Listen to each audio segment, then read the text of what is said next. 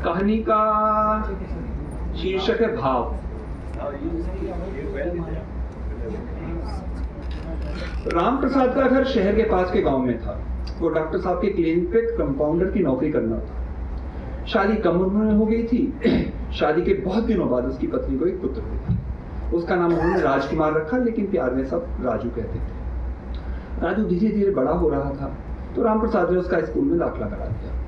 राम प्रसाद सुबह साइकिल से स्कूल उसको छोड़कर क्लिनिक चला जाता और ड्यूटी से लौटते टाइम दोपहर को स्कूल से लेकर आता। उसकी घरवाली अधिक पढ़ी लिखी तो नहीं थी, फिर भी कमाई बढ़ाने के चक्कर में लगी रहती थी। और कमाई बढ़ाने के लिए राम प्रसाद ने पत्नी को एक गाय खरीद कर ला के दी। उन्होंने घर के आंगन में गाय को बांध दिया था। पत्नी गांव के आसपास जंगल में घास आदि लाकर गाय को पाल रही थी। समय बीतता जा रहा था। गाय ने एक बछड़े को जन्म दिया। पत्नी गाय का दूध निकालकर कुछ दूध गांव में बेचने लगी और जो थोड़ा बहुत दूध बचता था उसको बछड़े को पिला देती। वो साथ के साथ राजू की पढ़ाई के लिए भी पैसा इकट्ठा कर रही थी। वो राजू को एक बड़ा डॉक्टर बनाने का सपना देख रही थी। डॉक्टर साहब की दुकान पर राम प्रसाद पट्टी बांधने से लेकर सुई लगाने तक का काम करता था। छोटी मोटी चोट लगने पर भी मरीजों को पट्टी बांधने से लेकर सुई लगाने में वो हाथ बटाता था। डॉक्टर साहब पट्टी बांधने के साथ मरीज को सुई जरूर लगाते थे। वो देर तक मरीजों की दुकान पर बेंचों पर ही मरीज लेटे रहते थे।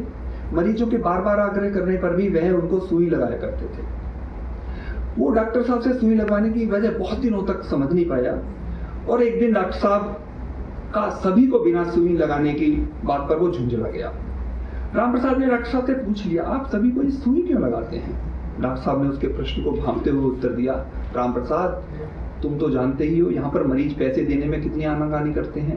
अरे क्लिनिक का खर्चा उठाने के लिए पैसों तो मरीजों के से ही निकाले हैं। सुई लगाने के नाम पर वो जल्दी से पैसे निकाल देते हैं। ये सुई ही एक ऐसी चीज है जो मरीजों को विश्वास देती है कि इसमें भरे हुए पानी से मरीज अपने आप को ठीक महसूस करेगा और वो अपने घर चला जाता है। दोपहर को राजू स्कूल से घर को लौट कर आता। उसे देखकर बछड़ा जोर जोर से उछल कूद मचाता। वो कूद कर कभी उसकी पूंछ कमर के ऊपर लगाता और कभी नीचे। राजू की खुशी का ठिकाना नहीं रहता था। वह अपने बस्ते को उतारकर एक और फेंक देता और बछड़े के गले में अपनी दोनों बाहें डालकर उसका आलिंगन करता।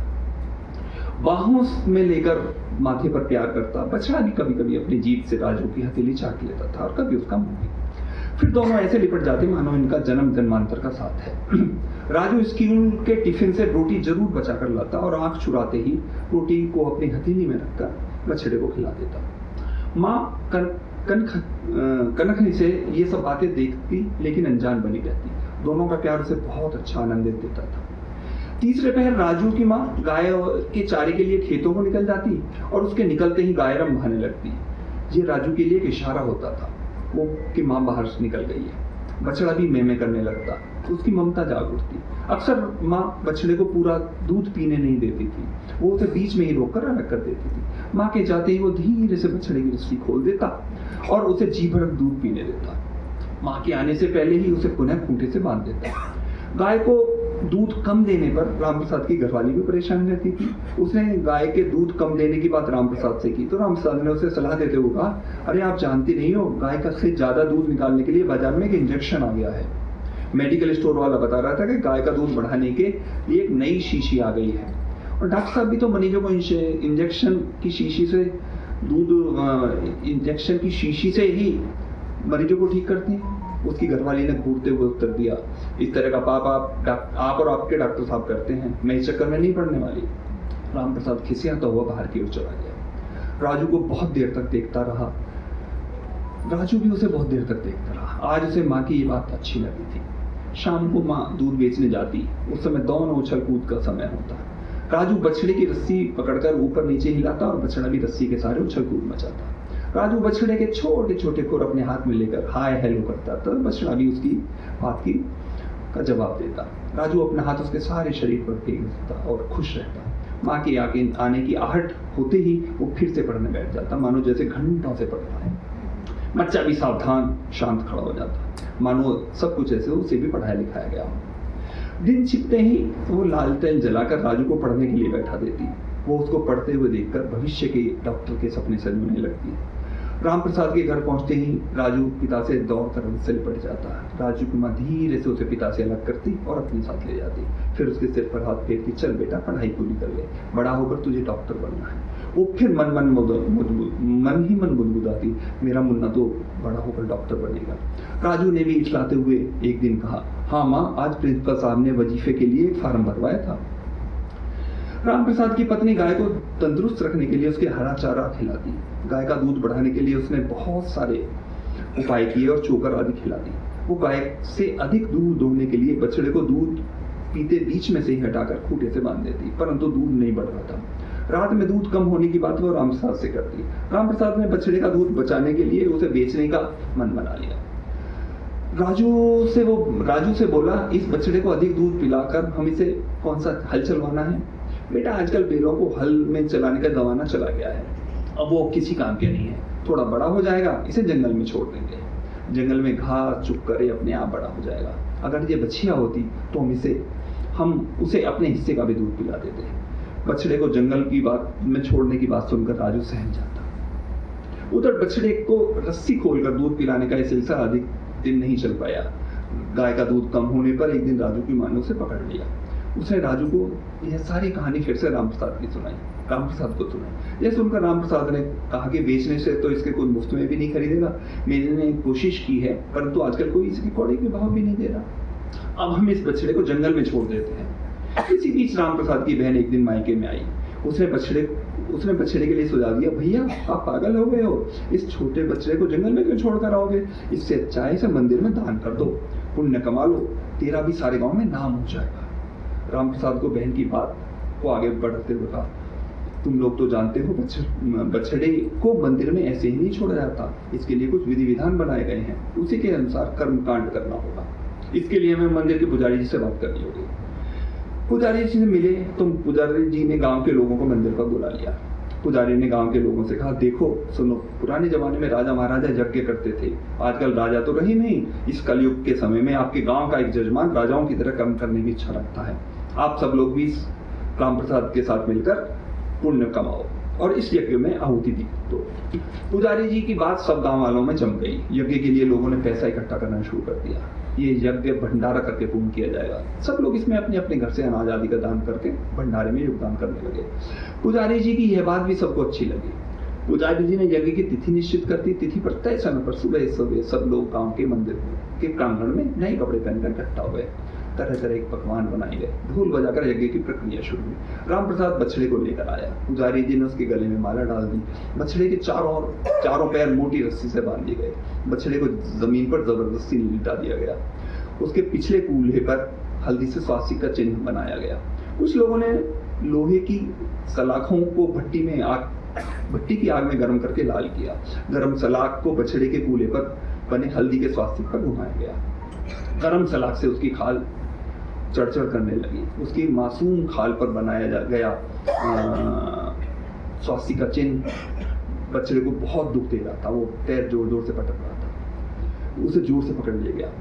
आज उस पर किसी को रहम भी नहीं आ रहा था, परंतु गर्म लाल सलाखों को चलता देख राजू की आंखों में आंसू भर आए। जलते हुए मांस को देखकर वह दहाड़ मारकर रो रहा था। उसकी मां ने उसे बड़ी मुश्किल से अपने ऊपर खींचकर आलिंगन में दबा लिया। दाग की रस्म के बाद बछड़ा पैरों से मुश्किल से चल पा रहा था। गोवंश के पैरों की रस्सी खोल दी गई। गोवंश मुश्किल से अपने 3 पैरों पर खड़ा हो पाया। आज वे बछड़ा नहीं, पूजा का प्रतीक सांड बन गया था। सब उसके पैर पूजने लगे। वह अपने घर से लाए अनाज फल आदि खिलाकर धन्य हो रहे थे। परंपरा के अनुसार रस्म के पूरा होते ही सांड को गांव की सीमा से बाहर ले जाया गया। यज्ञ की परंपरा के अनुसार ढोल वाला ढोल बजाकर आगे आगे चल रहा था। गांव के लोग थाली पीट रहे थे और उसकी रस्सी खोल दी गई। उसको भी आज पहली बार रस्सी से आजादी मिली थी। वो खेतों में इधर उधर भागने लगा। पीछे पीछे गांव वाले जयकारा बोलते हुए उसके पीछे भाग रहे थे। गांव की सीमा से वो बाहर निकल आया। सीमा के बाहर निकलते ही गांव वाले उसे छोड़कर वापस घर आ गए। गांव में आज खुशी का माहौल था। सभी नाच गा रहे थे। उन्होंने भी आज अपने जीवन में इस धर्म कर्म के काम में पुण्य कमाया। दिन भर वो बेचारा सांड इधर उधर घूमता रहा, खेतों में फसल खाता रहा। शाम होते ही वे गांव की सीमा से लगे पेड़ों के झुरमुट के पास पहुंच गया। पेड़ों के इस झुरमुट में पहले से ही कुछ बूढ़े और अपाहिज सांडों ने डेरा जमा रखा था। वह भी उनमें शामिल हो गया। रात भर राजू को उसकी याद रुक रुक कर आ रही थी। वो हिचकी ले लेकर माँ से चिपक कर सिसकियाँ ले रहा था। माँ उसे चुप कराने के प्रयास कर रही थी। उसकी नींद कहीं दूर चली गई थी। रो रो कर उसकी आंखें सूख गई थी। वो यकायक उठा। उसने माँ की गोली भरकर कहा, माँ अब मैं उसे वापस ला कर ही रहूँगा। रामप्रसाद ने उसे डांटते हुए कहा, अब वह हमारे घर में नहीं आ सकता। राजू ने माँ से जिद पकड़ ली। माँ मैं उसे जरूर लाऊंगा। माँ तुझे अब पैसे इकट्ठे करने की जरूरत नहीं पड़ेगी। तुम चाहती हो मैं डॉक्टर बनूं, मैं अब उसी का डॉक्टर बनूंगा। सूरज की रोशनी पड़ते ही सांड को भी अपनी माँ की याद आई। आज उसका दोस्त राजू भी उसे आलिंगन करने के लिए उसके पास नहीं आता। उधर गांव में उसकी माँ जोर जोर से रंभा रही थी। राजू की माँ ने दूध निकालने के लिए उसके पास जाने की कोशिश की तो उसको लात मारकर उसने अलग कर दिया। उसकी रंभाने की आवाज सांड के कानों में भी पहुंचने लगी। माँ की आवाज सुनकर वह भागते हुए उसकी ओर दौड़ पड़ा, परंतु गांव वालों ने अपशकुन ना हो जाए इस डर से उसे बीच में ही रस्ते से बांध दिया और उसे खींचकर मंदिर के प्रांगण में ले आए। वहां एक पेड़ से उसे बांध दिया गया। उसके सामने चारा डाला गया, लेकिन उसने चारे का एक तिनका भी नहीं खाया, मानो उसने अनशन कर दिया। गाय ने अपने थनों से रामप्रसाद की घरवाली को हाथ भी नहीं लगाने दिया। उसके थनों से दूध नहीं उतर रहा था। वह किसी को भी अपने पास नहीं आने दे रही थी। खाना पीना तो उसने पहले ही बंद कर दिया था। वो जोर जोर से रंभाई जा रही थी। वो अपनी सांकल को भी तोड़ने का पूरा प्रयास कर रही थी। उसके बुरी तरह रंभाने से पूरे गांव के लोगों के अंदर एक डर सा बैठ गया। वो कहीं इस तरह तड़प कर न मर जाए और उनके सिर पर गौहत्या का पाप भी लग सकता है। इस हालात को देखकर गांव वालों ने रामप्रसाद पर दवा डाल दिया कि अब ये दूध तो देगी नहीं, अच्छा होगा इसे भी मंदिर में ही दे दिया जाए। लेकिन रामप्रसाद इसके लिए हरगिज तैयार नहीं हुआ। राजू से गाय का यह हाल देखा नहीं जा रहा था। सबकी नजरें चुराते हुए वो दबे पांव गाय के पास पहुंच गया। राजू को अपने पास आता देख वह चुपचाप खड़ी हो गई। उसने रंभाना बंद कर दिया। वह राजू के हाथों को चाटने लगी। उसने राजू को अपने पास आने की मौन स्वीकृति दे दी। राजू ने झट से खूंटे से बंधी गाय की सांकल को खोल दिया। वो हिरनी की तरह गांव की तंग गलियों से भागती हुई सीधे मंदिर में बछड़े के पास पहुंच गई। वो भावुक होती चुकी थी। उसने बछड़े को चारों ओर से चाटना शुरू कर दिया। माँ की ममता का भाव जाग गया। उसके थनों से अब दूध उतरना शुरू हो गया था। कुछ बूंदे दूध की बूंदें जमीन पर भी गिरने लगी। तभी गौवंश ने भी कूद कर माँ के थनों को अपने मुंह में ले लिया और थनों से दूध पीना शुरू कर दिया। भीड़ के बीच से स्कूल का चपरासी सामने आया और चिकित्सा पढ़ाई के लिए वजीफे का एक पत्र राजू की माँ के हाथ में थमा दिया। पत्र को देखकर राजू की माँ की आंखों में आंसू आ गए और एक धारा बहने लगी। उसने राजू को खींचकर अपने सीने से चिपका दिया और रामप्रसाद ने भी अपना सीना गर्व से फुला दिया। धन्यवाद।